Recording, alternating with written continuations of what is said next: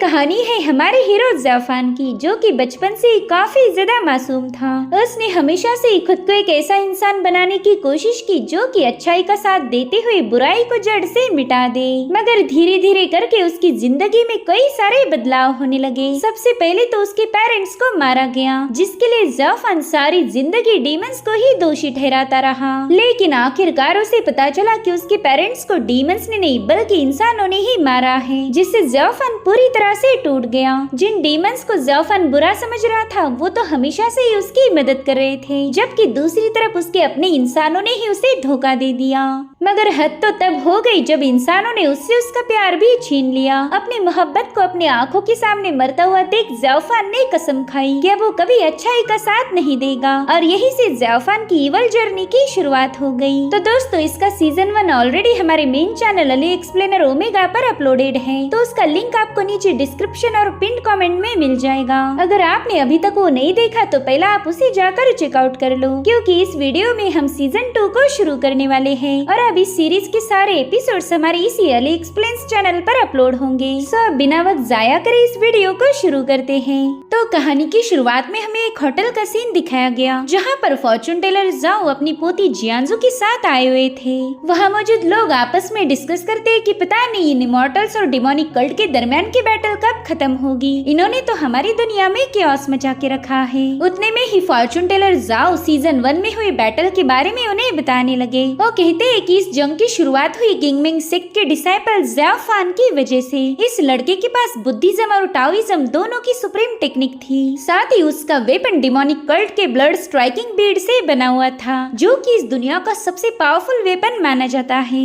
इसी दरमियान ज़ाफ़ान की मुलाकात हुई डीमन क्लैन की बियाओ से। ज़ाफ़ान ह्यूमन सेक्ट से बिलोंग करता था, मगर ज़ाफ़ान के पास एक डिमोनिक वेपन होने की वजह से किंगमिंग सेक्ट के लीडर को उस पर शक होने लगा। उसे लग रहा था कि ज़ाफ़ान एक डिमोनिक कल्टिवेटर होगा, और तब तक डीमन किंग ने अपनी सभी डिमोनिक कल्ट्स को यूनाइट करते हुए किंगमिंग सेक्ट पर अटैक कर दिया। उस बैटल में किंगमिंग सेक्ट के लीडर डाओ जुआन ने अपनी एंशिएंट हेवनली सोर्ड का यूज करते हुए ज़ाफ़ान को मारने की कोशिश की, मगर बियाओ जो कि ज़ाफ़ान से मोहब्बत करती है, उसने ज़ाफ़ान को बचाने के लिए डाओ जुआन के अटैक को खुद पर ले लिया, जिसमें डीमन किंग की एकलौती बेटी बियाओ की मौत हो गई। और तभी से ज़ाफ़ान यहाँ वहाँ भटकता रहा। उस बैटल को लगभग 10 साल गुजर चुके हैं, लेकिन ऐसा कहा जाता है कि ज़ाफ़ान अभी भी बियाओ को भूल नहीं पाया। अब इसी होटल में हम ज़ाफ़ान की एक झलक देख पाते हैं, जो कि इन लोगों की सारी बातें चुपचाप से सुन रहा था। अब सीन शिफ्ट होकर हमें 2 डीमन सेक्ट के दरमियान की बैटल दिखाई गई, जहाँ पर demon king sect Lian Shuey sect का मुकाबला कर रहा था। लियान शुई सेक्ट का मास्टर नियान अपनी ब्लड आई का यूज करते हुए डीमन किंग सेक्ट के कई सारे वॉरियर्स को बेरहमी से खत्म कर रहा था। मगर तभी वहाँ पर एंट्री हुई हमारे हीरो ज़ाफ़ान की, जो कि पहला कभी किंगमिंग सेक्ट का डिसाइपल हुआ करता था, मगर अब उसने अपनी गर्लफ्रेंड बियाओ की डीमन किंग सेक्ट को ज्वाइन कर लिया है। उसने तो वहाँ आते ही अपने जबरदस्त अंदाज में लियान शुई सेक्ट के डिसाइपल्स को अपनी डिमोनिक ऑरा से मौत के घाट उतार दिया, जो देखते ही वो लोग डर के मारे कांपने लगे। ज़ाफ़ान नियान से पूछता है कि बताओ तुम सरेंडर करोगे या फिर मेरे हाथों से मरोगे। अब इससे पहला कि नियान उसके सामने रहम की भीख मांगे, ज़ाफ़ान के ऑरा को देखते ही लियान शुई सेक्ट के ऑलमोस्ट सभी वॉरियर उसके सामने हार मानकर अपनी जान की भीख मांगने लगे, जो देख नियान मायूस होकर अपना लीडर का टोकन निकालते हुए कहने लगा कि आज हमारे लियान शुई सेक्ट की 800 साल पुरानी लेगेसी खत्म होती है। अब वो ज़ाफ़ान को अपना टोकन देने ही वाला था कि तभी उसका जूनियर सो डीमन वहाँ पर आ जाता है। वो कह रहा था सीनियर आप इतने आसानी से हार कैसे मान सकते हो, जिस पर नियान उसे समझाता है कि हमें सिचुएशन के मुताबिक फैसले लेने पड़ते, तुम भी ज़ाफ़ान के सामने सरेंडर कर दो, इसी में तुम्हारी भलाई है। लेकिन सो डीमन ने इसके लिए मना किया। वो कह रहा था कि बचपन में मैंने काफी सारी मुश्किलों का सामना किया है, लियान शुई सेक्ट ही मेरे लिए सब कुछ था, तो मैं अपने सेक्ट को धोखा नहीं दूंगा। जो सुनते ही नियान अपना टोकन उसकी तरफ थ्रो करते हुए कहने लगा कि ये लो अब लियान शुई सेक्ट तुम्हारा हो गया। सो डीमन ये बात अच्छी से जानता था कि वो ज़ाफ़ान को हरा नहीं पाएगा। सो गाइज यहाँ पर ज़ाफ़ान अपना नाम बदल चुका है, ये है डीमन किंग सेक्ट का अगला वारिस डीमन ली। वहीं पर सो डीमन को वहाँ से भागने के लिए कोई रास्ता नहीं बचा था, तो ज़ाफ़ान से कहता है आओ और मुझे खत्म कर दो। तो जैसे ही ज़ियाफान उसकी तरफ आगे बढ़ा, सो डीमन डर के मारे अपनी आंखें बंद कर लेता है। जब उसने अपनी आंखें खोली तब वो वहाँ का नजारा देखकर हैरान था। ज़ियाफान की डिमोनिक ऑरा ने कई सारे लोगों को खत्म कर दिया था, और वो भी बस एक पल में। सो डीमन तो ये देख काफी ज्यादा पैनिक हो गया। वो ज़ियाफान से कहता है कि मैं तुमसे नहीं डरता, अगर तुम्हें मुझे खत्म करना है तो आओ और अपनी ख्वाहिश पूरी कर लो। जिस पर ज़ियाफान कहने लगा कि मैं तुम्हें नहीं मारूंगा, आज के बाद तुम मेरे साथ रहोगे। जो सुन के तो सो डीमन काफी ज्यादा हैरान हो गया। वो ज़ियाफान से कह रहा था कि तुमने मेरे सेक्ट को बर्बाद कर दिया और अब तुम चाहते हो कि मैं तुम्हें फॉलो करूं। जिस पर ज़ियाफान जवाब देते हुए कहने लगा कि अब राइचियस पाथ और डिमोनिक सेक्ट ये दोनों तुम्हारे पीछे पड़ जाएंगे। तुम उनके हाथों मारे गए तो वैसे भी तुम्हारे लियांशुई सेक्ट का अस्तित्व ही मिट जाएगा। सो डीमन भी उसकी बात से अग्री हो गया। वो सोचता है कि मुझे सरवाइव करके अपने सेक्ट को दोबारा से रिवाइव करना ही होगा, इसलिए वो भी ज़ियाफान को फॉलो करने लगा। अब वहाँ से थोड़ी दूरी पर आने के बाद ये लोग बैम्बू पिक के पास पहुँच गए थे, जो कि कभी ज़ियाफान का घर हुआ करता था। तो अपने घर को देखकर ज़ियाफान काफी ज्यादा इमोशनल हो गया। साथ ही साथ उसके वेपन से निकलने वाली डिमोनिक ऑरा को किंगमेंग सेक्ट के वाटर किरिन ने भी भाप लिया था, जिससे वो अचानक से आउट ऑफ कंट्रोल होकर डिसाइपल्स पर अटैक करने लगा। तभी जिंग और कीहाओ आकर उस किरिन के अटैक को काउंटर करने के लिए फॉर्मेशन को सेटअप करने लगे, मगर किरिन को रोकना इनके लिए इम्पॉसिबल था।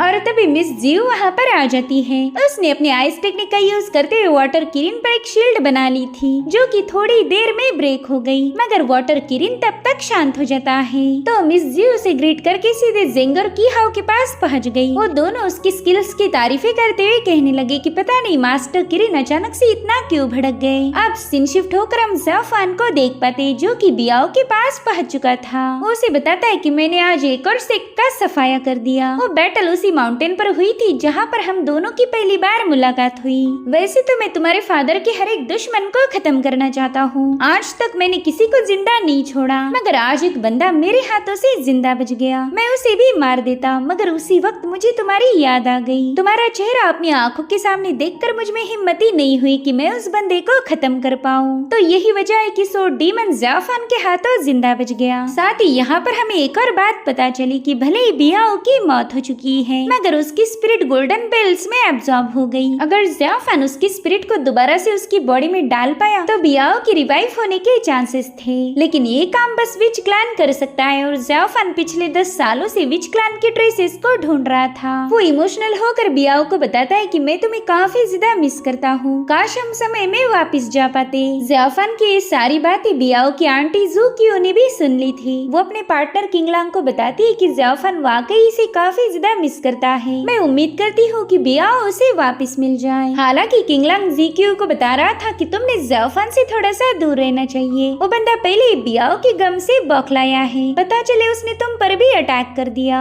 वैसे भी उसकी पावर अब दिन ब दिन काफी ज्यादा बढ़ती जा रही, तो हमने उससे थोड़ा सा केयरफुल रहना चाहिए। अब सीन शिफ्ट होकर हम ज़ियाफान के बचपन के दोस्त जिनयू को देख पाते, जो कि ध्यान में बैठा हुआ था। तभी अचानक से उस पर कैंडल से अटैक होने लगे, जिसे जिनयू बड़ी स्टाइल के साथ कट करते हुए उसी कैंडल से वहाँ के लैंप्स जला देता है। वाले कैंडल अटैक उसके मास्टर ने किया था। वो कहते किंगमेंग सेक्ट ने एक मीटिंग बुलाई है, तुम्हें भी उसमें शामिल होना पड़ेगा। तो जिनयू अपने सीनियर को रिस्पेक्ट देकर वहाँ से निकल पड़ा। वहीं दूसरी तरफ हम डीमन किंग को देख पाते हैं, जो कि ज़ियाफान से कह रहे थे कि तुमने इन 10 सालों में किसी पर रहम नहीं किया था, मगर मुझे पता चला कि इस बार तुमने एक बंदे को जिंदा छोड़ दिया। खैर ये अच्छी बात है कि हम लोगों को एक मौका तो दे ही सकते। साथ ही साथ उस ज़ियाफान को बताते कि वेस्टर्न मार्शेस में एक रेयर ट्रेजर अपीयर हुआ है, जिसे हासिल करने के लिए कई सारी सेक्ट्स प्लान बना रही, मगर चांगशिंग डीमन सेक्ट का मेन अड्डा उसी इलाके में है, तो चाहते कि वो ट्रेजर उन्हीं को मिलना चाहिए। जिस पर ज़ियाफान कहने लगा कि फिलहाल के डिमोनिक सेक्ट की बात की जाए तो सबसे स्ट्रॉन्गेस्ट है हमारा डीमन किंग सेक्ट और वांडो सेक्ट, वहीं पर हेवान सेक्ट और चांगशिंग सेक्ट हमारे मुकाबले कमजोर हैं। सो फिलहाल की सिचुएशन के अकॉर्डिंग हमारे चारों मेजर सेक्ट एक दूसरे को मार के खुद पावरफुल बनना चाहते, आज ना कल ये जंग होकर रहेगी। तो डीमन किंग उससे पूछते कि बताओ फिर हमने इस मसले को हल कैसे करना चाहिए। जिस पर ज़ियाफान कहने लगा कि सबसे पहले अटैक हमें करना होगा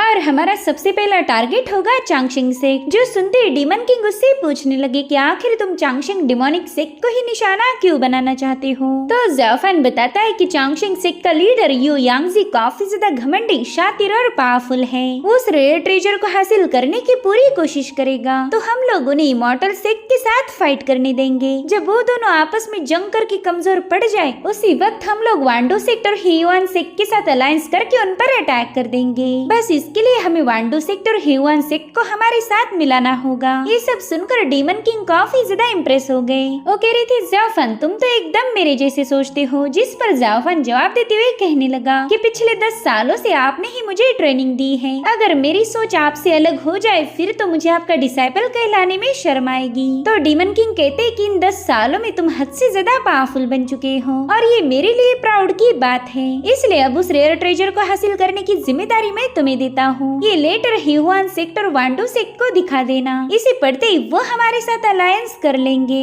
अब हमारे डीमन किंग सेक्ट की सारी फोर्स तुम्हारे अंडर है, तुम ही आगे की प्लानिंग बनाओगे। अब ज़ाओफान वहाँ से जा ही रहा था कि तभी डीमन किंग उससे पूछने लगे कि क्या वाकई तुम अपने पुराने सेक्ट के खिलाफ जंग कर पाओगे? आफ्टर ऑल तुम एक ह्यूमन इमॉर्टल हो जिसे तकदीर के हाथों मजबूर होकर डीमन सेक्ट ज्वाइन करना पड़ा। जिस पर ज़ाओफान कहने लगा कि 10 सालों में मैंने इतना खून बहाया है कि अब तो मुझे खुद को ह्यूमन बुलाने में भी शर्म आती। अगर बात इमॉर्टल सेक्ट की जाए तो वो भी सिर्फ राइचियस पाथ पर चलने की नौटंकी करते, जबकि वो भी डीमन से अलग नहीं। सच बताओ तो अब तो मुझे खुद भी पता नहीं कि राइचियस पाथ होती क्या है। जिसके बाद सीन शिफ्ट होकर हमें किंगमेंग सेक्ट का मेन हॉल दिखाया गया, जहाँ पर उनके जितने भी पिक्स है उनके सारे डिसाइपल जमा हो गए। सीनियर शाह उन सभी को बताता है कि वेस्टर्न मार्शेस में एक रेयर ट्रेजर अपीयर होने वाला है, तो हम उस रेयर ट्रेजर को किसी भी कीमत पर डिमोनिक सेक्ट के हाथ नहीं पड़ने दे सकते। अगर ऐसा हुआ तो वो लोग इस दुनिया को तबाह कर देंगे। इसलिए हम कुछ एलाइट डिसाइपल को सिलेक्ट करने वाले हैं जो कि वेस्टर्न मार्शेस के मिशन पर हमारे साथ जाएंगे, ताकि हम डिमोनिक कल्टीवेटर्स को खत्म कर राइचियस पाथ को और मजबूत बना पाए। इस मिशन पर टियानियन टेम्पल और फेंशियांग वैली के डिसाइपल भी हमारे साथ जुड़ने वाले हैं, तो हमें कुछ भी करके इस मिशन को पूरा करना होगा। जिसके बाद हमें फेंशियांग वैली के ली सुन और यान होंग दिखाए गए, जो कि किंगमेंग सेक्ट का साथ देने के लिए पहुंच चुके थे। इनफैक्ट फॉर्चून टेलर जा और जियांजू भी वेस्टर्न मार्शेस की तरफ रवाना हो चुके। अब सीन शिफ्ट होकर हमें चांगशिंग सेक्ट दिखाया गया, जहाँ पर सेक्ट लीडर यू यांगजी अपने एंसेस्टर के सामने बैठकर पुरानी बातें याद कर रहा था कि कैसे किंगमेंग सेक्ट ने 10 साल पहले उसकी आर्मी को डिस्ट्रॉय कर दिया। वो अपने एंसेस्टर को बता रहा था कि अब हम पहले से काफी ज्यादा कमजोर हो चुके हैं, लेकिन अगर वो रेयर ट्रेजर हमारे हाथ लग जाए तो हम दुश्मनों को हराकर अपनी पुरानी शान को वापस हासिल कर सकते हैं। वही दूसरी तरफ फॉर्चून टेलर जाओ और जियांजू दवांग विलेज के पास पहुंच चुके थे। जाओ बताते हैं कि वेस्टर्न मार्श इस पॉइजनस बीस्ट के लिए मशहूर है और वहीं पर रेयर ट्रेजर अपीयर होगा। अभी तक तो ट्रेजर बाहर भी नहीं आया, मगर राइचियस सेक्ट और डिमोनिक सेक्ट पहले ही जंग की तैयारी शुरू कर चुके। अब तक तो उन मार्शेस में भयानक जंग शुरू हो चुकी होगी और उनका ये अंदाजा पूरी तरह से सही था, क्योंकि फेंशियांग वैली के डिसाइपल्स चांगशिंग डीमन सेक्ट के लोगों के साथ फाइट करने में बिजी थे कि तभी टियानियन टेम्पल के मॉन्क्स ने उन डिमोनिक कल्टीवेटर्स पर हमला कर दिया। तब तक किंगमेंग सेक्ट का सीनियर शॉ भी अपनी टीम के साथ वहाँ पर पहुंच चुका था। अब ये तीनों राइचियस पाथ के सेक्ट मिलकर डिमोनिक सेक्ट के साथ बैटल करेंगे, ताकि वो रेयर ट्रेजर डिमोनिक कल्ट के हाथ ना लग पाए। वही दूसरी तरफ सोर्ड डीमन दवांग विलेज में पहुंच चुका था। वो सोचता है कि उस कमीने ज़ाओफान ने कहा था कि तुम्हें मेरे साथ रहना पड़ेगा। पता नहीं फिर वो बंदा अचानक से कहा छूमंतर हो गया और उतने में उसकी नजर पड़ी जियांजू पर। वो कहता है कि ये लो फॉर्चून बताने वाले लोग, इन्हें खुद के बारे में तो कुछ पता नहीं और दूसरे का फॉर्चून बताने लगे। अब थोड़ी देर में चांगशिंग डीमन सेक्ट के लोगों ने वहाँ आकर सबको बता दिया कि उन्हें विलेज खाली करना होगा। तो जियांजू भी अपना शॉप पैक करने लगी, मगर तभी वहाँ पर एक बंदा पहुँच जाता है जो कि जियांजू से अपना फॉर्चून जानना चाहता था। लेकिन तभी चांगशिंग सेक्ट के डिमोनिक कल्टीवेटर्स उस पर हमला करने लगे, तो बंदा बस अपनी कैलीग्राफी का यूज करते उन सबको घायल कर देता है। उसके पॉइजनस पावर को देखते ही वो लोग समझ गए कि ये बंदा तो वांडो सेक्ट का डिसाइपल है। वेल इसका नाम था किनरियू। अब वो जियांजू को अपना नाम बताते ही वो मैजिकल पावर्स का यूज करते हुए कुछ कॉइन्स को हवा में टॉस करने लगी। थोड़ी देर में वो किनरियू को बताती है कि वेस्टर्न मार्शेस की जर्नी तुम्हारे लिए अच्छा मौका साबित होगी, लेकिन इस सफर में तुम्हें कुछ मुश्किलों को भी झेलना पड़ेगा। तो अपना फ्यूचर जानने के बाद वो जियांजू का शुक्रिया अदा करते हुए उसे कई सारी सिल्वर टेल्स दे देता है। वो कह रहा था कि मेरा एक दोस्त भी वेस्टर्न मार्शेस में मेरे साथ जाएगा, तो क्या तुम मुझे उसका फ्यूचर बता पाओगी? उसका नाम है डीमन ली। डीमन ली इस नाम का जिक्र होते ही मौसम में अचानक से बदलाव होने लगे। ऐसा लग रहा था कि मानो अब वहाँ पर तूफान आएगा। साथ ही जियांजू किनरियू को बताती है कि फ्यूचर प्रेडिक्ट करने के लिए डीमन ली का यहाँ होना जरूरी है और उतने में उस बंदे की वहाँ पर एंट्री हो गई। उसने अपना नाम डीमन ली लिखकर जियांजू को दे दिया था। वेले कोई और नहीं बल्कि जाफान था। तभी जियांजू उससे कहती कि इस नाम से तो मैं कोई प्रेडिक्शन नहीं कर पा रही, शायद ये आपका रियल नाम नहीं होगा।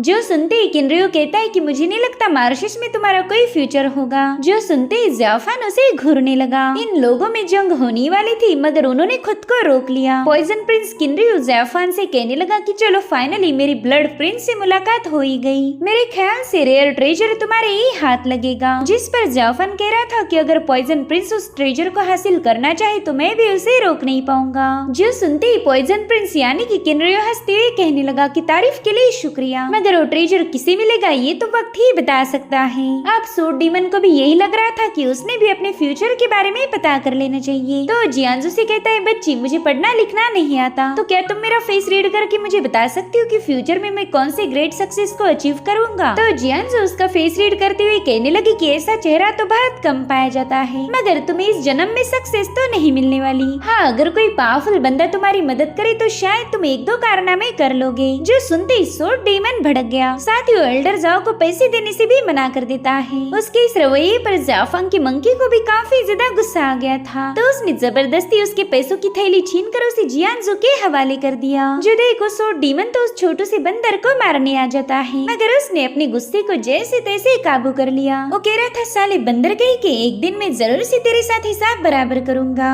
अब उनके वहाँ से जाते ही हम वहाँ पर एक लड़की को देख पाते हैं जो कि जियांजू से मिलने आई थी।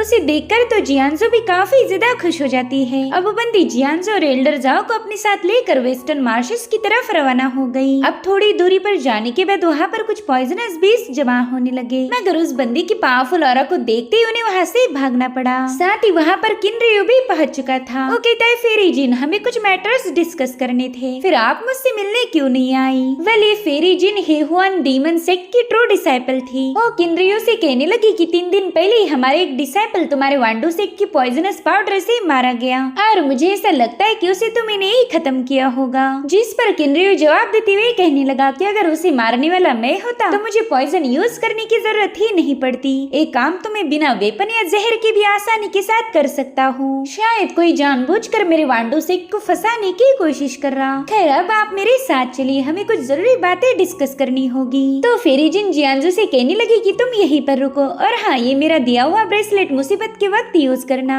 जिसके बाद वो किनरियो को फॉलो करते हुए वहाँ से रवाना हो गई। इधर ये लोग काफी देर तक फेरी जिन का इंतजार कर रहे थे कि तभी जोरों की बारिश शुरू हो गई। अब थोड़ी देर में वहाँ पर जाफान का मंकी और सोड डीमन पहुँच चुके थे। सोड डीमन देखता है कि ये लड़की और बंदर बारिश में भीग रहे हैं, इसीलिए वो जियांजू से कहता है लड़की क्या तुम्हें अम्ब्रेला चाहिए। और फिर वो इमेजिन करता है कि कैसे जियांजू उससे अम्ब्रेला मांगने के लिए रिक्वेस्ट करेगी और वो हंसते हुए जियांजू से बोलेगा कि अरे तुम काय की फॉर्चून टेलर हो, तुम्हें तो ये भी पता नहीं था कि आज बारिश होगी, बढ़िया है मेरा भविष्य बताने वाली। ये सोचकर ही वो दिल में खुश हो रहा था, मगर उसे झटका तो तब लगा जब जियांजू ने अम्ब्रेला लेने से इनकार कर दिया। अब सोड डीमन खुद को ही धीरे से बताने लगा कि तुम एक बुरे इंसान हो, तो ये अच्छे काम करने की तुम्हें कोई जरूरत नहीं। लेकिन वो खुद को रोक नहीं पाता और फिर उसने ना चाहते हुए जियांजू के हाथ में वो अम्ब्रेला थमा दिया। जो देख जियांजू भी काफी ज्यादा सरप्राइज थी। वो कहती आप तो बड़े ही रहमदिल इंसान हो, मगर ये बात तो सोड डीमन को गालियों जैसी फील हो रही थी। वो कहने लगा कि मैं तो बचपन से एक बुरा इंसान हूँ, अच्छाई की बातें कभी मेरी बुराई पर दाग नहीं लगा सकती। मेरे किस्मत में लिखा है कि मैं बस लोगों के साथ बुरा करूँगा। मैं तो बहुत ही ज्यादा बुरा इंसान हूँ, इसलिए मुझे अच्छा बोलकर मुझे गाली मत दो।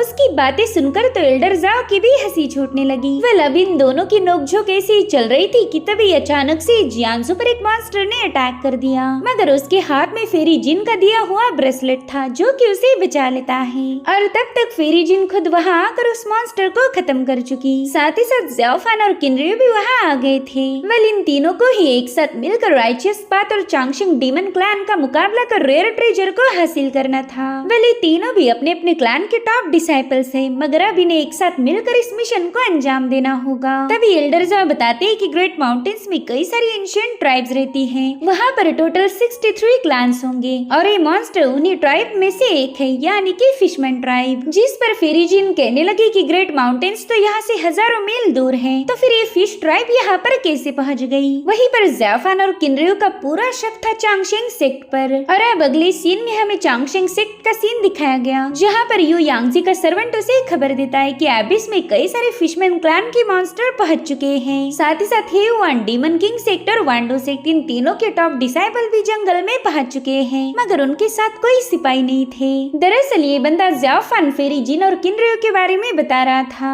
वही दूसरी तरफ सोड डीमन गलती से एक सांप पर ही पाव दे देता है, जो देख ज़ाओफान अपने मंकी से पूछने लगा कि आखिर इसे हो क्या गया है। ऐसा लग रहा कि इसका ध्यान कहीं और है। तो ग्रे मंकी उसे अम्ब्रेला और जियांजो का सारा इंसिडेंट बताकर जोर जोर से हंसने लगा। तो ज़ाओफान सोड डीमन से कहता है कि तुमने वाकई काफी अच्छा काम किया, मगर ये तारीफ तो सोड डीमन को गाली जैसी सुनाई दे रही थी। वो कहता है शायद तुम्हें पता नहीं, मैंने कई सारे लोगों को खत्म किया है, मैं अच्छे काम कर ही नहीं सकता, मैं बहुत बहुत बुरा इंसान हूँ। जिस पर ज़ाओफान कह रहा था कि इससे मुझे कोई फर्क नहीं पड़ता, तुमने उस लड़की की हेल्प कर ये साबित कर दिया कि तुम हीरो हो। ये सब सुनते ही सोड डीमन ने इरिटेट होकर रोना शुरू कर दिया। साथ ही वो बताता है कि वो लड़की मुझे जरा भी पसंद नहीं, मगर हाँ वो खूबसूरत तो जरूर है। बाद में वो खुद की बातों पर गौर फरमाते हुए कहने लगा कि अरे यार पता नहीं ये मेरे साथ हो क्या रहा है। वही दूसरी तरफ फिनशियांग वैली के कुछ डिसाइपल एक दलदल में फंसकर मारे गए, जो देख शाओ कह रहा था कि चांगशेंग सेक्ट के लोग जानबूझकर हमें यहाँ लेके आए। ऐसा कहा जाता है कि इस वेस्टर्न मार्शेस में बहुत बड़ी एबिस है, जिसके बॉटम तक आज तक कोई भी पहुँच नहीं पाया, और जो उसमें गया वो दोबारा से वापस नहीं आ पाया। तो चांगशेंग सेक्ट के लोग हमें उसी में धंसाकर मारना चाहते, मगर अब थोड़ी देर में अंधेरा हो जाएगा, इसीलिए हम आगे बढ़ने का खतरा नहीं उठा सकते। जिसके बाद हमें चांगशेंग सेक्ट का सीन दिखाया गया, जहाँ पर यू यांगजी का सर्वेंट उससे कह रहा था कि हम राइचस पाथ के लोगों से तो निपट सकते हैं, मगर डीमन क्लैन के उन 3 बंदों से डील करना आसान नहीं होगा, स्पेशली उस ज़ाओफान और किनरियो से। मगर यू यांगजी हार मानने के लिए तैयार नहीं था। वो कहता है कि अगर हमारे सेक्ट के फ्यूचर को सिक्योर करना है तो हमें वो ट्रेजर हासिल करना पड़ेगा, तुम लोग बस हमारी प्लानिंग पर ध्यान दो। अगर सब हमारे प्लान के अकॉर्डिंग हो गया तो हम इन डिमोनिक सेक्ट और राइचस सेक्ट दोनों को भी आसानी से हरा देंगे, साथ ही साथ रेयर ट्रेजर भी हमारा हो जाएगा। इधर राइचस पाथ के इमॉर्टल्स एक जगह पर आराम करने के लिए रुके हुए थे। सीनियरिश और मॉन्ग फाशियान को लग रहा था कि चांगशेंग सेक्ट के लोग जरूर से उन पर हमला करेंगे। हालांकि फिनशियांग वैली का लीजुन उनकी बात से अग्री नहीं था। वो कह रहा था कि 10 साल पहले हुई बैटल में चांगशेंग डीमन सेक्ट पूरी तरह से बर्बाद हो गया। भले ही उनका लीडर यू यांगजी काफी ज्यादा पावरफुल है, मगर वो अकेला बंदा इतने सारे लोगों का मुकाबला तो नहीं कर सकता। वहीं दूसरी तरफ ज़ाओफान भी अपनी स्ट्रेटेजी बना रहा था। वो कहता है कि चांगशेंग सेक्ट कई दिनों से इस सब की प्लानिंग कर रहा है, उसने कई सारी फोर्सेस जमा की होगी, तो आज वो राइचस सेक्ट के लोगों पर उन्हीं फोर्सेस का यूज करके अटैक कर देगा। और होता भी बिल्कुल वैसे ही। यू यांगजी ने अपनी फोर्सेस का यूज करते इन राइचस पाथ के लोगों पर हमले करना शुरू कर दिए थे, जिसमें एलाइट डिसाइपल भी फाइट बैक करने लगे। इनके दरमियान एक ब्रूटल फाइट होने के बाद यू यांगजी उनके सामने आ जाता है। साथ ही उसका सर्वेंट उसे बता रहा था कि इन लोगों ने हमारे 30% डिसाइपल्स को खत्म कर दिया। साथ ही ज़ाओफान को पता था कि चांगशेंग सेक्ट की कुछ आर्मी उनके मेन अड्डे पर तैनात होगी, इसलिए वो उन पर हमला करने चला गया। मगर वहाँ पर तो ऑलरेडी कुछ हिडन फॉर्मेशन सेटअप किए गए थे, जिसमें डीमन किंग सेक्ट के डिसाइपल ट्रैप हो गए। लेकिन तभी वहाँ पर ज़ाओफान की एंट्री हो गई। वो एक ग्रेट स्पेल का यूज करते हुए यिन और यांग की पावर को एक्टिवेट कर उस फॉर्मेशन को ब्रेक करके चांगशेंग सेक्ट के लोगों को खत्म करने लगा। इधर चांगशेंग सेक्ट का लीडर यू यांगजी अपने सभी डिसाइपल्स को वहाँ से भागने के लिए बताकर अकेले ही इमॉर्टल के साथ फाइट करने रवाना हो गया। उसने एक बहुत ही विशाल माउंटेन क्रिएट करके इन लोगों पर रिलीज कर दिया था, मगर शाओ अपनी सोड एनर्जी का यूज करते हुए उसे ब्रेक कर देता है। मीनवाइल टियानियन टेंपल के मॉन्क्स और मिस जियो भी उसके साथ फाइट शुरू कर चुकी। यू यांगजी को इतने सारे लोगों का एक साथ मुकाबला करना पड़ रहा था, मगर फिर भी वो इन पर भारी पड़ गया। वो अपने पावरफुल फॉर्मेशन का यूज करते हुए इन सबको बुरी तरह से घायल किए जा रहा था। तो उसके अटैक को रोकने के लिए टियानियन टेंपल के मॉन्क्स गोल्डन बेल का यूज करते हैं। मीनवाइल जिंग अपने साथियों को बता रहा था कि इस बंदे ने तो यहाँ पर हिडन फॉर्मेशन सेटअप किया है, इसलिए तो ये हम लोगों पर भारी पड़ गया। तो कुछ देर के लिए आप सभी लोग मिलकर इसे डिस्ट्रैक्ट करो, और तब तक मैं इसके फॉर्मेशन को ब्रेक करने की कोशिश करता हूँ। तो जेंग के सभी साथी यू यांगजी के साथ फाइट करने लगे। वहीं पर जेंग उस फॉर्मेशन की कोर को ढूंढने की कोशिश कर रहा था। जैसे उसे वो कोर मिली, कोर पर अटैक करते ही उसने फॉर्मेशन को डिस्ट्रॉय कर दिया, और अब ये सभी लोग मिलकर उस पर हमले करने लगे। इतने सारे मुसलसल हमलों को यू यांगजी यांगजी चाह कर भी रोक नहीं पाता। तब तक मिस जियो अपने हेवनली थंडर फॉर्मेशन को एक्टिवेट करते हुए उस पर एक खतरनाक अटैक कर देती है, जिसमें यू यांगजी बुरी तरह से घायल हो गया। साथ ही उसका आर्टिफैक्ट भी ब्रेक हो चुका था, मगर समय रहते वो बंदा वहाँ से भाग निकला। अब इस सारी फाइट जाओ फैन ने भी दूर से देख ली थी। वो बस अब एक सही मौके की तलाश में है ताकि वो चांगशेंग सेक्ट और राइचियस सेक्ट के लोगों को हराकर उस ट्रेजर पर कब्जा कर ले। इधर यू यांगजी जैसे तैसे अपने टीम के पास वापस आ गया था। उसे घायल देखकर तो उसके डिसाइपल काफी ज्यादा पैनिक हो गए, मगर वो उन्हें तसल्ली देते हुए बताने लगा कि बस ये मामूली सी इंजुरीज है और जल्दी वो खुद को हील कर लेगा। साथ ही वो अपने सर्वेंट को बताता है कि तुम हमारे सेक्ट में मौजूद सिपाहियों के पास जाकर उन्हें बता दो कि सवेरा होते ही हम मार्शियस में जाकर उस ट्रेजर की तलाश शुरू करेंगे। मुझे लगा नहीं था राइचियस पाथ के लोग इतने ज्यादा पावरफुल होंगे। उनसे बचने के लिए मैंने ब्लड कर्स टेक्निक का यूज किया था और अब उसी की बैकलैश की वजह से मेरी कल्टीवेशन लेवल नीचे गिर रही है। अब हमें बस वो ट्रेजर ही बचा सकता, तो ट्रेजर हमारे हाथ लगना ही चाहिए। जो सुनते ही उसका सर्वेंट मिंगजी उनकी मेन किले की तरफ रवाना हो गया। अब कुछ देर बाद वहाँ पर ग्रीन कलर की पॉइजनस ऑरा फैलने लगी, जो देख के लोग थोड़ा सा पैनिक हो गए थे। वहीं पर यू यांगजी अपने बंदों से पूछ रहा था कि क्या मिंगजी अभी तक वापस नहीं आया। उतने में ही मिंगजी का डैगर वहाँ पर फेंका गया। साथ ही एक बंदा कह रहा था कि सीनियर यांगजी शायद आप इसी बंदे को ढूंढ रहे थे। मैं रास्ते से गुजर ही रहा था कि तभी मुझे उसका डैगर मिल गया। वली ये था किनरियू। यांगजी उससे भड़कते हुए कहने लगा कि तुम भी हमारी जैसी डिमोनिक पाथ के कल्टीवेटर हो, लेकिन तुम तो अपने ही लोगों पर हमला कर रहे हो। अगर तुम ऐसा करते गए तो तुम्हारी मौत के बाद हेवनली डीमन किंग कभी तुम्हारी सोल को आराम से रहने नहीं देगा। जिस पर किनरियू कहता है कि मैंने तुम्हारे मिंगजी को नहीं मारा, पता नहीं तुम मुझ पर इल्जाम क्यों लगा रहे हो। अरे हाँ, मैं तो भूल ही गया, मिस जिन भी तुमसे मिलना चाहती है। और उतने में ही फेरी जिन अपनी चार्मिंग ऑरा फैलाते हुए वहाँ पर पहुँच गई। यू यांगजी अपने लोगों से कह रहा था कि इसकी आंखों में बिल्कुल मत देखो, वरना तुम उसके वश में हो जाओगे। मगर उसके कुछ डिसाइपल फेरी जिन की चार्मिंग टेक्निक में फंस चुके थे, जिसके चलते यू यांगजी उन्हें बेहोश कर देता है। अब फेरी जिन यांगजी को ग्रीट करते हुए कहने लगी कि तुमने वांडो सेक्ट का पॉइजन यूज करके मेरे एक डिसाइपल को खत्म किया, ताकि हमारा पूरा शक वांडो सेक्ट पर जाए और हम दोनों के दरमियान कॉन्फ्लिक्ट हो जाए। पता नहीं ऐसे बेकार काम करके तुम मरने के बाद हेवनली डीमन किंग को कैसे मुंह दिखाओगे। और उतने में ही ज़ेफान की वहाँ पर एंट्री हो गई। उसकी खतरनाक ब्लड ऑरा में ट्रैप होकर यू यांगजी के कई सारे लोग मारे गए थे। उसकी इस जबरदस्त एंट्री को देखकर ही चांगशन के डिसाइपल डर के मारे कांपने लगे। वहीं पर यू यांगजी इन तीनों को एक साथ देखकर काफी ज्यादा सरप्राइज्ड हो गया। वो कह रहा था कि मुझे तो लगा कि मैं तुम तीनों को एक दूसरे के खिलाफ भड़का रहा हूँ, मगर तुम तीनों तो आपस में ही मिले हुए हो और अब तुम मिलकर मेरा शिकार कर रहे थे। उतने में ही किनरियो ने वहाँ पर पॉइजन का एक बहुत बड़ा सर्कल बना दिया। वो कह रहा था कि जो भी इसमें से बाहर आएगा मैं उसे जिंदा छोड़ दूंगा। जो सुनते ही यू यांगजी के डिसाइपल अपने लीडर को छोड़कर भाग निकले। ये सब देखकर यांगजी को काफी ज्यादा बुरा लग रहा था। वो कहता है कि मेरी ही जनरेशन ने मुझे धोखा दिया, शायद अब मैंने भी तुम्हें ज्वाइन कर लेना चाहिए, मगर ज़ेफान इसके लिए मना कर देता है। वो कह रहा था कि तुम हम सबसे काफी ज्यादा पावरफुल हो, अगर तुम मेरे सेक्ट को ज्वाइन करोगे तो मेरी पोजीशन खतरे में पड़ जाएगी। वहीं पर रियू से कह रहा था कि ये सब तुम्हारी नौटंकी हमारे सामने नहीं चलेगी। अभी तीनों उसे खत्म करने के लिए आगे बढ़ने लगे। वही दूसरी तरफ मिस जियो ज़ेफान को काफी ज्यादा मिस कर रही थी।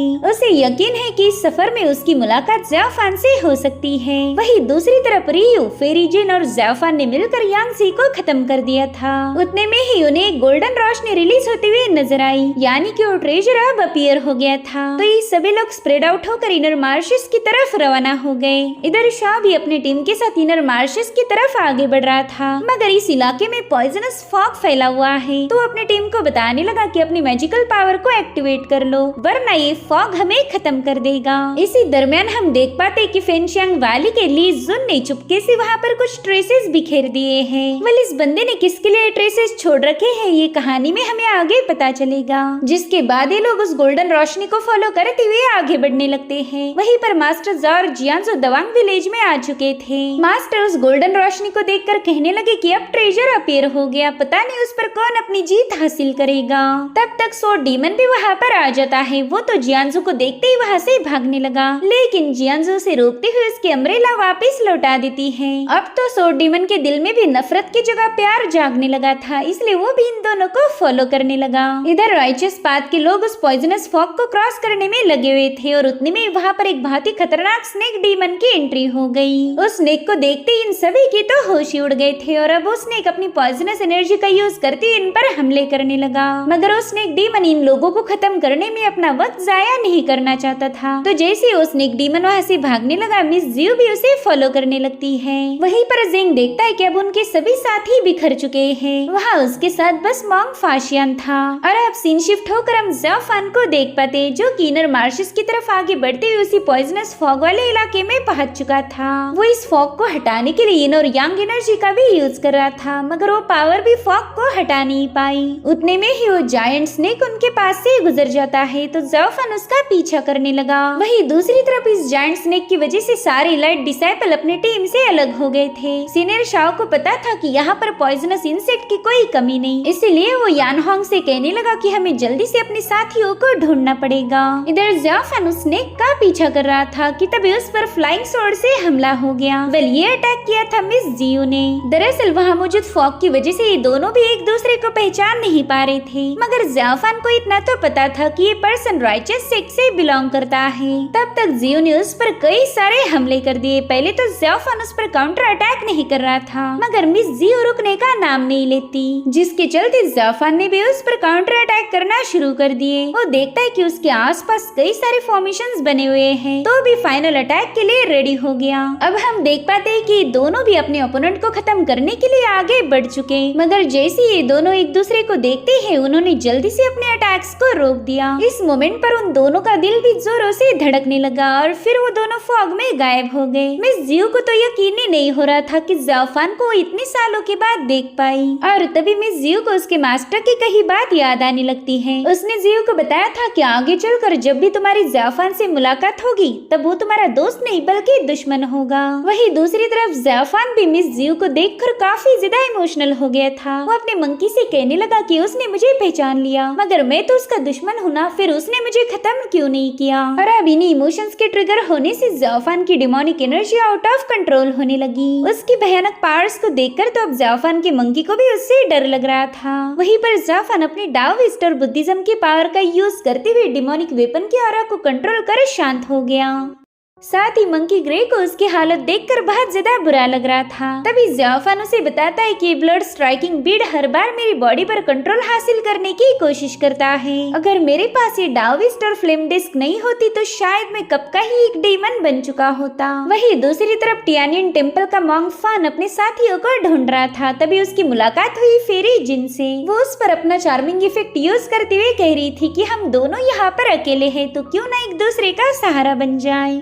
फान तो बड़ी आसानी से उसकी चार्मिंग इफेक्ट में फंस चुका था, मगर तभी उसका वेपन अपनी डिवाइन पावर का यूज करते हुए उसे होश में लेकर आता है। मॉन्ग फैन समझ गया था कि ये बंदी डीमन कल्ट से बिलोंग करती है, तो वो फेरी जिन पर अटैक करना शुरू कर देता है, मगर उसे बड़ी ही प्यार से डॉज करते हुए मिस जिन उसे अपने पीछे आने पर मजबूर कर देती है। इधर जिंग पर कुछ इवल परिंदे अटैक कर रहे थे, तभी मॉन्ग फैनशियांग और जेन मिलकर उन्हें घायल कर देते हैं। तब तक जिन्यू भी वहाँ पर पहुँच चुका था। ये लोग देखते हैं कि वहाँ पर एक फ्लेश ईटिंग फ्लावर है जो कि उसकी पहुंच में आने वाले हर एक इंसेक्ट या फिर बीस्ट को निगल सकता। मॉन्ग फाशियान तो ये देखकर हैरान हो गया। वो कहता है कि हमने जल्दी से यहाँ से निकलना होगा, पता चले कि हम इस फ्लावर का ही शिकार बन जाए। साथ ही हम ज़ाओफान को भी देख पाते जो कि चुपके से किनरियो को फॉलो कर रहा था। भले इन लोगों ने अलायंस फॉर्म कर ली है, मगर इन्हें एक दूसरे पर जरा भी भरोसा नहीं था। वहीं पर हम एक परिंदे को देख पाते जिसके जरिए बियाओ की आंटी जूकी और किंग लॉन्ग नजर रख रहे थे, यानी कि इन्हें भी ज़ाओफान पर भरोसा नहीं। अब सीन शिफ्ट होकर हम जियांजू को देख पाते जो कि एल्डर जाओ के साथ लड़ाई कर रही थी। वो कहती कि आप बहुत लालची हो, हर बार बस पैसे के बारे में सोचते रहते।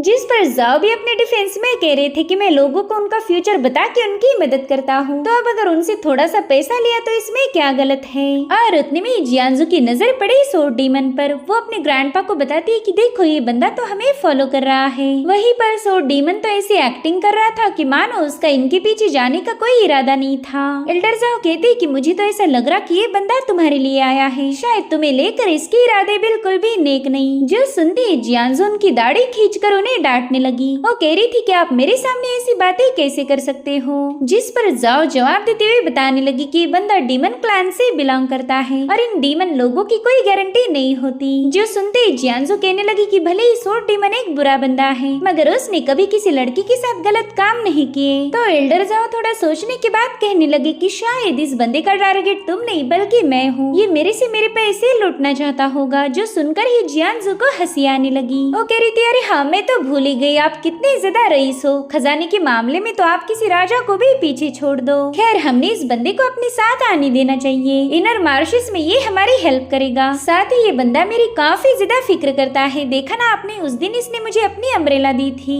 अब ये सब सुनने के बाद फाइनली एल्डर जाओ उसे उनके साथ आने की परमिशन दे देते हैं। वही दूसरी तरफ जाफान चुपके से देखता है कि वहाँ पर फिशमैन क्लैन पहुंच चुका है। उसे ये समझ नहीं आ रहा था कि फिशमैन क्लैन यहाँ पर ट्रेजर के लिए आए हैं या फिर उनका कुछ और ही मकसद होगा।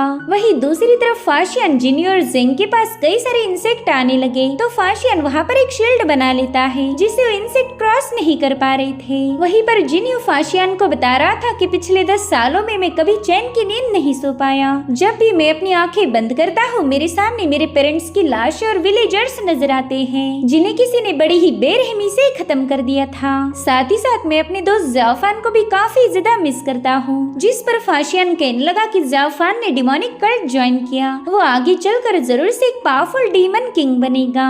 उसने 10 सालों में न जाने कितने ही मासूमों का खून बहाया है। मगर जिनियो को अपने दोस्त के बारे में ऐसी बातें सुनना बिल्कुल भी बर्दाश्त नहीं होता। वो कह रहा था कि भले ही जाफान ने गलत राह चुन ली और एक दिन हम दोनों का मुकाबला होगा, मगर मुझ में इतनी हिम्मत ही नहीं कि मैं अपने दोस्त को खत्म कर पाऊँ। और तभी इन्हें किसी के चिल्लाने की आवाज आई। थोड़ी देर में वहाँ पर ली जुन पहुँच गया था। साथ ही उसके पीछे कई सारे जायंट इंसेक्ट भी वहाँ पर आ जाते हैं। तो इन लोगों ने अपने आसपास एक पावरफुल शील्ड बना ली जिससे टकरा कर वो इंसेक्ट मारे तो जा रहे थे, मगर वहाँ पर इंसेक्ट की भरमार थी। वे इंसेक्ट किनरियो के ऑर्डर्स को फॉलो कर रहे थे जो कि पॉइजन प्रिंस के नाम से भी फेमस है। जिनियो कह रहा था कि हम इतने सारे इंसेक्ट को रोक नहीं सकते, हमने तो पहला इस बंदे पर हमला कर देना चाहिए क्योंकि यही इन्हें कंट्रोल कर रहा है। तो अभी सभी लोग मिलकर सीधा किनरियो पर अटैक करने के लिए रवाना हो गए। वही दूसरी तरफ मोंगफान अपनी रोरिंग टेक्निक का यूज करते हुए फेरी जिन के साथ फाइट कर रहा था, मगर फेरी जिन पर इसका कोई खास असर नहीं होता। वो तो उल्टा उसे तगड़ी टक्कर देने लगी जिसके चलते मोंगफान काफी ज्यादा कमजोर पड़ गया। इधर किनरियो इन चारों के साथ मुकाबला करने में लगा हुआ था। उसकी पॉइजनस पावर बहुत ही ज्यादा भयानक थी, मगर तभी जिनियो अपने थंडर ड्रैगन को वहाँ पर समन कर लेता है। साथ ही जेंग भी वहाँ पर एक फॉर्मेशन क्रिएट करते हुए किनरियो के सारे इंसेक्ट को जलाकर राख करने लगा। जो देख किनरियो समझ जाता है कि वो इतने सारे लोगों का मुकाबला नहीं कर सकता, इसलिए किनरियो तुरंत ही पीछे हटते हुए वहाँ से भागने लगा। मगर फाशियन और जिनियो उस पर अटैक कर देते हैं। जो देख किनरियो कह रहा था कि दोस्तों आज की फाइट हम यहीं पर खत्म करेंगे, आगे चलकर जब हमारी मुलाकात होगी तब हम इसे दोबारा से रिज्यूम करेंगे। लेकिन तब तक मिस जियो ने अपने 1000 सोर्ड फॉर्मेशन से उस पर हमला कर दिया। किनरियो उसके इस पावरफुल अटैक से निपट ही रहा था कि तभी जाफान ने उस पर पीछे से आकर हमला कर दिया। जो देखकर तो किनरियो के साथ साथ ही सभी लोग काफी ज्यादा हैरान हो गए। किनरियो जल्दी से एक पॉइजनस स्मोक में गायब होते हुए कह रहा था कि जाफान इस धोखेबाजी का बदला मैं जरूर लूंगा। वहीं पर मिस जियो जाफान को फॉलो करते हुए उसके पीछे रवाना हो गई। वहीं दूसरी तरफ मोंगफान भी फेरी जिन के हाथों मारा जाने वाला था, मगर उतने में ही फेरी जिन पर एक स्नेक अटैक हो गया। दरअसल वहाँ पर सीनियर शाओ और यान होंग पहुंच चुके थे।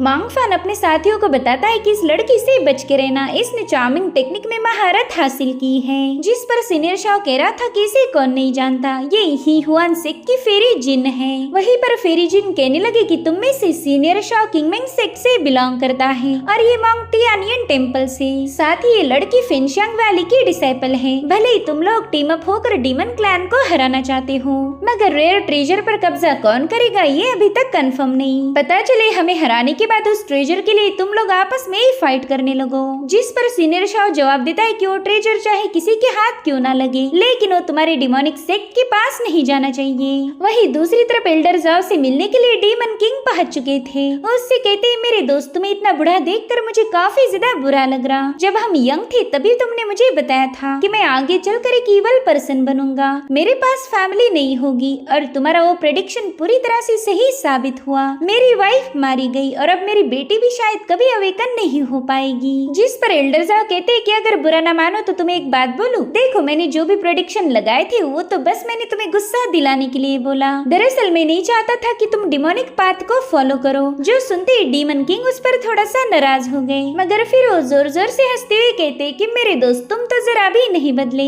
पता नहीं हमारी अब दोबारा मुलाकात कब होगी, लेकिन मैं चाहता हूँ कि तुम अपना पूरा ख्याल रखो। जिस पर जाओ कहते कि मैं तो एकदम मजे में जी रहा हूँ, मगर तुम्हारे कई सारे दुश्मन हैं, इसलिए तुम ही अपना ख्याल रखना। जिसके बाद डीमन किंग वहाँ से रवाना हो गए। इधर बियाओ की आंटी जुकियो कह रही थी कि हमारे डीमन किंग ज़ाओफान पर पूरा यकीन करते हैं, लेकिन फिर भी उन्होंने हमें ज़ाओफान पर नजर रखने का काम दिया। जिस पर किंगलांग बताता है कि डीमन किंग ने जब उसे हेवनली बुक की टेक्निक सिखाना शुरू किया तब उन्हें लगा था कि इसे मास्टर करने में ज़ाओफान को कई साल लग जाएंगे, मगर उस बंदे ने बड़ी ही आसानी के साथ उसे मास्टर कर लिया। भले ही ज़ाओफान डीमन किंग बनने के बाद बेइंतहा पावरफुल बनेगा, मगर हम उस पर पूरा यकीन नहीं कर सकते क्योंकि वो दिल से अभी भी एक डीमन नहीं बना। वही दूसरी तरफ मिस जियो ने ज़ाओफान को कैप्चर कर लिया था, मगर उतने में ही वो डिवाइन लाइट बड़ी ही तेजी से फैलने लगी। थोड़ी देर में उस ट्रेजर का लोकेशन रिवील होने वाला था। तभी ज़ाओफान देखता है कि मिस जियो उस पर अपनी सोर्ड रेस कर उससे पूछ रही थी कि बताओ तुमने मुझे खत्म क्यों नहीं किया। साथ ही उसे पुरानी बातें याद आ रही थी कि कैसे ज़ाओफान ने हमेशा उसे प्रोटेक्ट किया था। वहीं पर ज़ाओफान कहने लगा कि तुमने 10 साल पहले मेरा साथ दिया था, हर बार मुझे सपोर्ट किया, तो मैं कभी तुम्हें हर्ट नहीं कर पाऊंगा। जो सुनकर मिस जियो से कह रही थी ज़ाओफान प्लीज वापिस आ जाओ, मगर ज़ाओफान इसके लिए मना कर देता है। उसके इनकार ने मिस जियो को बुरी तरह से हर्ट कर दिया था। तो अब मिस जियो अपनी सोर्ड वापिस रख के वहाँ से रवाना हो गई। तभी ज़ाओफान उससे पूछता है जियो अगर हमारी दोबारा मुलाकात हुई तो क्या तुम मुझे खत्म कर पाओगी। जिस पर जियो जवाब देते हुए कहने लगी कि हाँ, मगर वो तब होगा जब तुम्हारे अंदर भी मुझे मारने की हिम्मत आ जाए। वही दूसरी तरफ सीनियर शाह और उसके साथ ही मिस जिन को फॉलो कर रहे थे, मगर उतने में ही फिशमैन क्लैन ने उन पर अटैक कर दिया, जिससे वो लोग अपनी मैजिकल पावर का यूज करते हुए रोकने लगे। फिर जिन को समझ नहीं आ रहा था कि फिशमैन क्लैन यहाँ पर कैसे पहुँच गया। साथ ही साथ ज़ाओफान इनर मार्शेस को क्रॉस करते हुए एक वुडन वॉल के पास पहुँच गया था, जो कि एक विशाल पेड़ के रूट्स थे। तो ज़ाओफान आसमान में फ्लाई करते हुए उस जायंट पेड़ के टॉप की तरफ रवाना हो गया और समझ चुका था कि वो रेयर ट्रेजर इसी पेड़ के टॉप पर होगा। अब थोड़ी देर में मिस जियो भी उस पेड़ के पास पहुंच गई। साथ ही साथ उसकी टीम भी उस रोशनी को फॉलो करते हुए पेड़ के रूट के पास आ गए थे, मगर उतने में एक जायंट स्नेक ने उन पर अटैक कर दिया, जिससे ये लोग जैसे तैसे बच के भागने लगे। इधर पेड़ के टॉप पर मिस जियो और ज़ाओफान का एक बार फिर से आमना सामना हो गया। तो ज़ाओफान उस हेवनली एम्परर के ट्रेजर केव की तरफ आगे बढ़ते हुए कहने लगा कि जियो ये ट्रेजर मैं ले जाने वाला हूँ, बेहतर होगा कि तुम साइड में हट जाओ।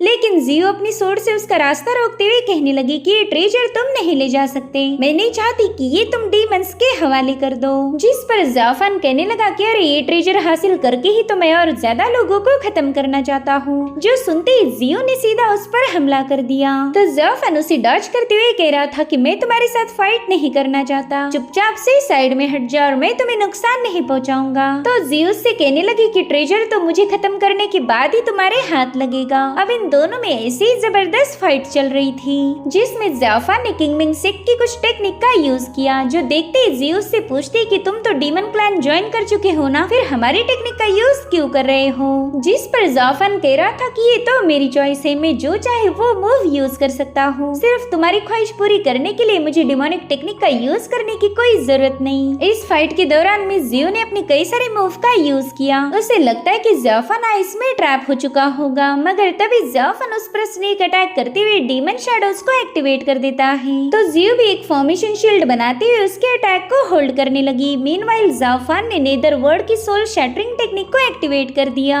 जिसके चलते कई सारे डिमोनिक हैंड्स ने जियो पर हमला कर दिया। तो जियो भी अपनी इन पावर का यूज करते हुए उन्हें फ्रीज करके ब्रेक कर देती है। ज़ाओफान भी उसकी इतनी सारी एबिलिटीज को देखकर काफी ज्यादा इम्प्रेस हो गया था और कहने लगा कि तुमने तो सिर्फ 10 सालों में शांगचिंग रेल्म पर ब्रेक थ्रू कर लिया। वेले कारनामा तो किंगमिंग सेक्ट का लीडर डाओ जुआन भी नहीं कर पाया था। तब तक जिन यू जिंग और फाशियान भी वहाँ पर आ जाते हैं। फेरी जिन को डर था कि कहीं ये लोग ज़ाओफान को अपनी साइड न कर ले, इसलिए वो भी ज़ाओफान के पास चली गई। अब ये लोग बस इंतजार कर रहे थे कि कौन पहले हमला करेगा, लेकिन तब तक वो जायंट ब्लैक वाटर स्नेक वहाँ पर आ जाता है। इन सबको पता था कि ये स्नेक का मुकाबला नहीं कर सकते। साथ ही साथ वहाँ पर पॉइजनस और आग भी फैलती जा रही थी और उतने में उस ट्रेजर केव का डोर ओपन होने लगा। तो जाफान उसमें दाखिल होने के लिए आगे बढ़ने लगा। साथ ही साथ उस स्नेक भी उस केव में जाना चाहता था और उतने में जियो ने जाफान को रोकने की कोशिश की, जिसके चलते जाफान ने उस पर हमला कर दिया। इन दोनों की क्लैश में जियो घायल होकर नीचे गिरने लगी थी। उस वक्त अगर जाफान चाहता तो जियो को मरने देता, लेकिन वह ऐसा नहीं करता। उसने जल्दी से जाकर जियो का हाथ थाम लिया और फिर वो डोर बंद होने से पहले ही उसमें एंटर कर लेता है। तब तक उस केव का डोर भी अचानक से बंद हो गया। अब ये सब देखकर तो ब्लैक वाटर्स ने कितना बौखला गया कि वो जियो के दोस्तों पर हमले करना शुरू कर देता है। ये लोग तो चाहकर भी उस जायंट स्नेक का मुकाबला नहीं कर सकते थे। साथ ही साथ उसके हाथ बुरी तरह से घायल हो गए और उतने में वहाँ पर एंट्री हुई एक फायर बर्ड की। इधर केव में जाफान देखता है कि वहाँ मौजूद डिवाइन पावर ने उसकी इंजरीज को हील कर दिया है। जियो भी वहीं पर बेहोश पड़ी हुई थी, तो उसे देखकर जाफान को उनकी पुरानी मेमोरीज याद आने लगी। उतने में ही जियो को भी होश आ जाता है। वो देखती है कि उसका हाथ तो जाफान के हाथ में है, तो हेजिटेट होती हुई तुरंत ही उससे दूर हट गई। इधर वो परिंदा जिसे येलो बर्ड कहा जाता था उस जायंट स्नेक पर अटैक करने लगा। उन दोनों से निकलने वाली ऑरा से इन लोगों को तकलीफ होने लगी। साथ ही केव के अंदर जाफान और जियो भी उस ट्रेजर के पास पहुंच चुके थे, मगर जैसे ही जाफान ने अपना हाथ आगे बढ़ाया जियो उसे रोक लेती है। वो उससे कह रही थी कि ये ट्रेजर तुम्हें तब तक नहीं मिलेगा जब तक तुम मुझे खत्म न कर दो। तो इस तरह से जाफान और जियो ने दोबारा से फाइट शुरू कर दी। इधर वो दोनों एंशिएंट स्पिरिचुअल बीस्ट भी इस ट्रेजर के लिए फाइट कर रहे थे। तभी येलो बर्ड ने अपनी फायर पावर का यूज करते हुए उस केव के डोर पर एक होल बना दिया। इधर केव में काफी तेज रोशनी रिलीज होने लगी क्योंकि वो ट्रेजर अब बाहर आ चुका था, जो कि हेवनली बुक का थर्ड पोर्शन है। जाफान सोच रहा था कि हेवनली बुक तो काफी ज्यादा मिस्टीरियस है, तुम तब तक इसे मास्टर नहीं कर सकते जब तक तुम इसके पहले 2 भागों को पढ़ ना लो। सो बेसिकली इस खजाने में हेवनली बुक का थर्ड वॉल्यूम मौजूद है। साथ ही साथ उसमें एक स्टोन भी था। अब इन दोनों में से कोई भी उस ट्रेजर को हासिल कर पाए इससे पहले ही वो केव तहस नहस करते हुए वो ब्लैक वाटर स्नेक वहाँ पर पहुँच गया। साथ ही साथ येलो परिंदा भी उसे रोकने की पूरी कोशिश कर रहा था। तो उन दोनों की फाइट की वजह से वहाँ पर काफी तेज ऑरा रिलीज होने लगी, जिसके सामने कोई भी टिक नहीं पाता। और उतने में हम देख पाते हैं कि जाफान का मंकी वहाँ रखे बोल का सारा लिक्विड गटक चुका है। ये अलग अलग फैक्शन के लोग इस ट्रेजर को हासिल करने के लिए इतनी मेहनत कर रहे थे। इतना ही नहीं, एंशिएंट बीस्ट ने भी इस ट्रेजर को हासिल करने की पूरी कोशिश की थी, लेकिन वो ट्रेजर लगा मंकी के हाथ, जो देखकर तो उन दोनों बीस्ट ने मंकी पर अटैक कर दिया। हालांकि जाफान अपने मंकी को उठाकर वहाँ से भागने लगता है। ब्लैक वाटर स्नेक ने तो उनका पीछा छोड़ दिया था, मगर येलो बर्ड उसके हाथ धोकर पीछे पड़ गया। तो अभी सभी लोग मिलकर उस येलो बर्ड पर हमले करना शुरू कर देते हैं। तब तक वो मंकी जेंग के हाथ लग गया था, तो जेंग उसे वापस से जाफान के हवाले करते हुए कहने लगा कि भाई तुम जल्दी से यहाँ से रवाना हो जाओ। रही बात इस परिंदे की तो हम इसे संभाल लेंगे। अब फाशियान का पाम अटैक, जियो की थंडर पावर और जिन्यू का ड्रैगन, ये सब मिलकर उस परिंदे पर हमले करने लगे। मीनवाइल जेंग भी अपना फॉर्मेशन बनाकर उस परिंदे को दबोचने की कोशिश करने लगता है, मगर येलो बर्ड काफी ज्यादा पावरफुल था। वो बड़े ही आसानी से आजाद होकर जाफान के एकदम करीब आ जाता है। हालांकि उसी वक्त जूकी और किंगलॉन्ग उस परिंदे को अपने फॉर्मेशन के नीचे सप्रेस करने लगे। उस फॉर्मेशन को देखते ही जाफान समझ गया था कि ये तो ड्रैगन ट्रैपिंग स्पेल है, मगर इतना स्ट्रॉन्ग फॉर्मेशन भी उस परिंदे को झेल नहीं पा रहा था। और तभी वहाँ पर डीमन किंग की एंट्री हो गई। उन्होंने आते ही ड्रैगन सबड्यूइंग कोल्ड्रन का यूज करते हुए उस परिंदे को कैप्चर कर लिया। जाफान डीमन किंग को बताने वाला था कि ट्रेजर तो मंकी के पास है, मगर डीमन किंग कहने लगे कि वो तो हम बाद में डिस्कस करेंगे, पहला ये बताओ कि इन चारों के साथ अब हमने क्या करना चाहिए। वही दूसरी तरफ एल्डर जाओ एक जगह आराम करने के लिए रुके हुए थे। वो सोट डीमन से पूछते कि मेरे भाई क्या तुम हमें बता पाओगे कि तुम हमारा पीछा क्यों कर रहे हो। जिस पर सोट डीमन कह रहा था कि इसका जवाब तो मेरे पास भी मौजूद नहीं। जब मैं पैदा हुआ तभी मेरा बदसूरत चेहरा देखते ही मेरे पेरेंट्स ने मुझे मॉन्स्टर समझकर रास्ते पर फेंक दिया था। उस वक्त जंगली कुत्तों ने मुझे सहारा दिया और मैं उन्हीं के साथ थोड़ा सा बड़ा हो गया। मगर फिर एक दिन लियानशुई सेक्ट के सीनियर ने मुझे अपना डिसाइपल बना लिया। तब से लियानशुई सेक्ट ही मेरा घर था। जो सुनते एल्डर जाओ से इंसिस्ट करते कि उसने अपने सेक्ट में वापस जाना चाहिए। हालांकि सोट डीमन उन्हें बता देता है कि डीमन ली यानी कि जाफान ने उसके सेक्ट को डिस्ट्रॉय कर दिया। जो सुनते ही जियांजो और एल्डर जाओ काफी ज्यादा हैरान हो गए। वही दूसरी तरफ डीमन किंग जाफान से पूछ रहा था कि बताओ इन लोगों के साथ क्या करना चाहिए। आगे चलकर तुम मेरी पोजीशन को संभालने वाले हो तो तुम्हें फैसला लेने का पूरा हक है।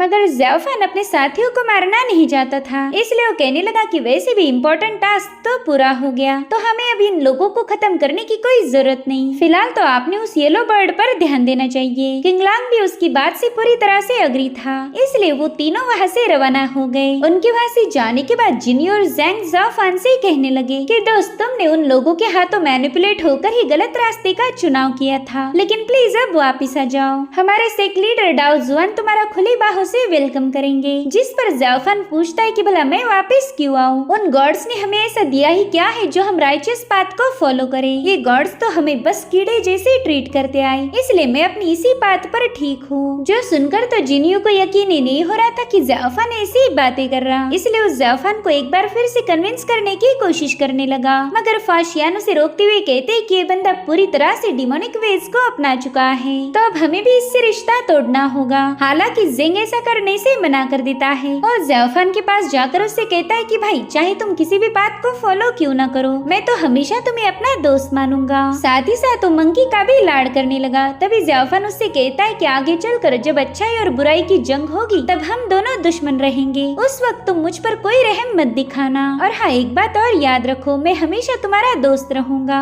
मैं अपने पूरे दिल से तुम्हें अपना दोस्त मानता हूँ। जो सुनते ही ज़ेंग काफी ज्यादा खुश हो गया। साथ ही साथ ज़ाओफान को एक बुक भी गिफ्ट करता है जिसमें काफी सारी फनी बातें रिकॉर्डेड थी। जिसके बाद ये लोग ज़ाओफान को अलविदा कहकर वहाँ से रवाना हो गए। वहीं दूसरी तरफ हम कुछ फिशमैन को देख पाते हैं जिन्होंने डीमन किंग सेक्ट के बंदों पर हमला कर दिया था, मगर तभी ज़ाओफान वहाँ आकर उस फिशमैन को खत्म कर देता है। साथ ही उसे खबर मिली कि फिशमैन मॉन्स्टर ने उनके कई सारे सिपाहियों को खत्म किया है। इतना ही नहीं, उसका एक जूनियर शाशिंग भी इन फिशमैन के पीछे जा चुका है। साथ ही वो बंदा कहता है कि हीहुआन सेक्ट के लोगों पर भी इन फिशमैन ने अटैक कर दिया, उनके कई सारे लोग ब्रूटली मारे जा चुके हैं। ये सब सुनकर ज़ाओफान उस बंदे से कहता है कि तुम बचे हुए लोगों को लेकर सीधा सेक्ट की तरफ रवाना हो जाओ, अब मैं खुद इन फिशमैन क्लैन के मसले को इन्वेस्टिगेट करूंगा। उन्होंने हमारे कई सारे लोगों को ब्रूटली खत्म किया है, तो मैं ये जानना चाहता हूँ कि ये फिशमैन क्लैन इतने दूर कैसे आ गया। वहीं दूसरी तरफ सोड डीमन ने जियांजू को बताया कि जब ज़ाओफान ने हम पर अटैक किया था तो हमारे कई सारे लोग मारे गए और बचे हुए लोग उसके मास्टर नियान के साथ भाग निकले। ये सब सुनकर जियांजू काफी ज्यादा भड़क गई थी। वहीं पर एल्डर ज़ाओ सोड डीमन से कहते कि तुम्हें देखकर लगता नहीं तुम इतने ज्यादा बहादुर हो, तुमने तो ब्लड प्रिंस ज़ाओफान के सामने हार नहीं मानी। ऐसा बहुत कम लोग कर पाते कि वो ज़ाओफान को चैलेंज करे। वहीं पर जियांजू से कहती कि अब शायद तुम ज़ाओफान से नफरत करते हो, तो बताता है कि हाँ, पहला तो मैं उससे काफी ज्यादा हेट करता था, मगर बाद में मुझे रियलाइज हुआ कि अगर ज़ाओफान मेरे क्लैन को खत्म नहीं करता तो फिर वांडो या फिर हीहुआन सेक्ट उसे खत्म कर देता। हमारा सेक्ट कमजोर था और कमजोरों के लिए इस दुनिया में कोई जगह नहीं। वैसे तो ज़ाओफान ने मुझे बताया था कि मैं उसके साथ रहूं, लेकिन सच बताओ तो उसके साथ रह के मुझे काफी ज्यादा बोर हो रहा था और उतने में ही मुझे तुम लोग मिल गए। उस वक्त पता नहीं क्यों मुझे ऐसा फील हुआ कि मैंने तुम लोगों के साथ रहना चाहिए और तब से लेकर मैं तुम्हें फॉलो कर रहा हूँ। देखो, मेरा यकीन करो, मेरा तुम्हें नुकसान पहुंचाने का कोई इरादा नहीं, लेकिन अगर तुम्हें मेरा साथ रुकना पसंद नहीं आया तो मैं यहाँ से चला जाऊंगा। तभी जियांजू कहती कि ना, इसकी कोई जरूरत नहीं, आप हमारे साथ रह सकते हो। पहले तो एल्डर ज़ाओ इसके लिए बिल्कुल भी राजी नहीं थे, मगर जियांजू ने उन्हें याद दिलाया कि कितनी बार सोड डीमन ने उनकी मदद की है, जिसके चलते फाइनली उन्हें भी अग्री होना पड़ा। अब कुछ ही दिनों में सोड डीमन और जियांजू के दरमियान काफी अच्छी दोस्ती हुई थी। सोड डीमन तो जियांजू का काफी ज्यादा ख्याल रखता और के साथ खुश भी था, मगर तभी वहाँ पर ज़ाओफान की एंट्री हो गई। उसे डर लग रहा था कि कहीं ज़ाओफान उसे अपने साथ चलने के लिए ना बोल दे, मगर यहाँ पर ज़ाओफान तो बस एल्डर ज़ाओ से बात करने आया था। उनसे कहता है कि प्लीज मुझे उस फिशमैन क्लैन के बारे में बताएं, उन्होंने मेरे कई सारे लोगों को खत्म किया है। तो एल्डर ज़ाओ बताने लगे कि फिशमैन ट्राइब के लोगों की बॉडी हाफ ह्यूमन और सिर्फ फिश जैसा होता। लेजेंड्स के अकॉर्डिंग वो लोग एंशिएंट फिश गॉड और ह्यूमन गॉड के डिसेंडेंट है और वो अपने दुश्मनों को टुकड़े करके काट देते हैं। उनका ऐसा मानना है कि जो भी पीसेस में कट जाएगा उसकी सोल हमेशा के लिए डिस्ट्रॉय होगी। जो सुनकर ज़ाओफान कहने लगा कि अगर ये क्लैन इतना ब्रूटल है तो फिर मैंने आज तक इनका जिक्र कभी क्यों नहीं सुना। जिस पर एल्डर ज़ाओ बताते हैं कि फिशमैन क्लैन ग्रेट माउंटेन की सदर्न बॉर्डर पर मौजूद है और उनकी बॉर्डर हमारे सेंट्रल लैंड के उस जगह से कनेक्ट करती है जहाँ पर फेंगशियांग वैली है। तुम तो जानते ही होंगे हमारे इस कॉन्टिनेंट में फेंगशियांग वैली 3 मेजर सेक्ट में से एक है। जब भी कुछ फिशमैन हमारे कॉन्टिनेंट में आने की कोशिश करते उस वक्त फेंगशियांग वैली अपने डिसाइपल के जरिए उन्हें खत्म कर देती, जिस पर ज़्याफान कह रहा था कि शायद इस बार फिनशियांग वैली भी उन्हें रोक नहीं पाई क्योंकि फिशमैन क्लैन का एक बहुत बड़ा ग्रुप मार्शेस में आ चुका है। खैर वो तो मैं पता कर लूंगा, लेकिन मुझे आपसे एक और सवाल पूछना था, क्या आपको विच क्लैन के बारे में कुछ पता है? वेल इस सवाल से एल्डर जाओ थोड़ा सा सरप्राइज्ड हो गए और ज़्याफान को बताते हैं कि हजारों सालों पहले ही विच क्लैन गायब हो गया, साथ ही तुम्हें तो उनका इनहेरिटेंस भी नहीं मिलेगा क्योंकि उनका सारा ट्रेजर इन्हीं राइचियस सेक्ट के लोगों ने आपस में बांट लिया था। तो अभी सारी इन्फो हासिल करने के बाद ज़्याफान सोर्ड डीमन से कहने लगा कि आज के बाद तुम इन्हीं लोगों के साथ रहो। तुम्हारा पुराना मास्टर बच के भाग निकला था, शायद वो तुम्हें ढूंढते हुए वापस आ सकता, इसलिए तुम्हें थोड़ा सा संभाल कर रहना होगा। इतना कहकर ज़्याफान वहाँ से रवाना हो गया। वहीं दूसरी तरफ हम मिस जियो को देख पाते हैं जो कि ज़्याफान के बारे में सोचते हुए सोर्ड डांस करने लगी। उसे वो सारे पल याद आते हैं जो कि उसने ज़्याफान के साथ बिताए थे। वो चाहती थी कि ज़्याफान वापस आ जाए मगर उसने मना कर दिया और यही बात उसके दिल पर चोट कर गई। वहीं दूसरी तरफ ज़्याफान एक विलेज में पहुंच गया। उसे पता चलता है कि हाल ही में विलेजेस पर कई सारे मॉन्स्टर अटैक हो रहे हैं, साथ ही उसे वहाँ के पेड़ों पर उसके जूनियर शाशिंग ने छोड़े हुए पेड़ों के निशान मिल रहे थे। तो शाशिंग के ट्रेसेस को फॉलो करते हुए ज़्याफान फिनशियांग वैली के इलाके में पहुंच चुका था। वहीं दूसरी तरफ फिनशियांग वैली में लीजुन को किसी डीमन के चिल्लाने की आवाजें आने लगी। वो कह रहा था कि शायद सीनियर दोबारा से उस डीमन से सवाल पूछ रहे। दरअसल ये फिनशियांग वैली का फायर अल्टर था जहाँ पर लीजुन का मास्टर किसी डीमन से कहने लगा कि तुम 300 सालों से यहाँ पर कैद हो, इसलिए जल्दी से मेरे सवालों के जवाब दो। यूँ बेवजह टॉर्चर होने की तुम्हें कोई जरूरत नहीं। वहीं दूसरी तरफ ज़्याफान एक परिंदे को फॉलो करते हुए एक पुराने घर के पास पहुंच चुका था जहाँ पर वो देखता है कि फिशमैन क्लैन के लोग किसी से बात कर रहे हैं। फिशमैन क्लैन के मॉन्स्टर कह रहे थे कि तुमने वो ट्रेजर हमें देने का वादा किया था मगर वो ट्रेजर तो हमारे हाथ लगा ही नहीं, जिस पर वो दूसरा बंदा बताने लगा कि हमने तो ट्रेजर का लोकेशन तुम्हें बता दिया था, अब तुम लोग ही उसे हासिल नहीं कर पाई, इसमें हमारी कोई गलती नहीं। तो ज़्याफान उनकी बातें सुनकर अपने मंकी को बताने लगा कि उस केव में तुमने जो लिक्विड पिया था दरअसल वो एक हेवनली स्पिरिचुअल स्टोन है और ये लोग उसी के लिए आपस में बहस कर रहे हैं। साथ ही ज़्याफान ने उस बंदे को भी देख लिया था जो कि फिश क्लैन के साथ मिला हुआ है। वेल ये फिनशियांग वैली का ही कोई एल्डर था। उन फिशमैन को बताता है कि हमारे लोगों ने पूरे जंगल में तुम्हारे लिए ट्रेसेस छोड़ दिए थे लेकिन तुम ही उस स्टोन तक पहुँच नहीं पाए। हालांकि फिशमैन क्लैन को अभी भी वो ट्रेजर चाहिए। तो बंदा उनसे प्रॉमिस करता है कि 3 दिनों के अंदर ही वो उन्हें ट्रेजर ढूंढ के देगा। तो फिशमैन पानी में तब्दील होकर वहाँ से रवाना हो गए। हालांकि वहाँ से थोड़ी दूरी पर जाने के बाद उन फिशमैन पर अटैक हो गया। वेल हमला किया था फेरी जिन ने। फेरी जिन ने कई सारे फिशमैन को खत्म कर दिया था मगर तब तक फिनशियांग का मास्टर वहाँ पर पहुँच गया। उसे देखते ही जिन कहती है कि वैसे तो तुम फिनशियांग वैली के राइचियस पाथ को फॉलो करते हो मगर आज पता चला कि तुम तो फिशमैन क्लैन के मॉन्स्टर के साथ मिले हुए थे, जिसके बाद उन दोनों में फाइट शुरू हो गई। फेरी जिन अपनी पर्पल ब्लेड का यूज करते हुए उस पर हमले करने लगी और इसी का फायदा उठाते हुए फिशमैन क्लैन का लीडर वहाँ से भागने की कोशिश करने लगा मगर जिन और साथ ही साथ ज़्याफान ने मिलकर एक साथ ही उस पर अटैक कर दिया, जिसके चलते फिश क्लैन का लीडर वहीं पर मारा जाता है। साथ ही फिनशियांग वैली का मास्टर फेरी जिन को ढूंढने की कोशिश कर रहा था मगर उसे पता चला कि वो तो मॉन्स्टर को खत्म करके वहाँ से गायब हो गई। वहीं पर ज़्याफान और फेरी जिन वहाँ से काफी दूर आ चुके थे। वेल इन दोनों ने फिशमैन क्लैन के लीडर को खत्म करते हुए फिनशियांग वैली को मुसीबत में डाल दिया था। ज़्याफान कह रहा था कि इन दोनों में अलायंस थी मगर अभी आपस में ही झगड़े करेंगे। जो सुनकर फेरी जिन बता रही थी कि इन मॉन्स्टर ने हमारे दोनों के भी सेक्ट के बंदों को खत्म किया था,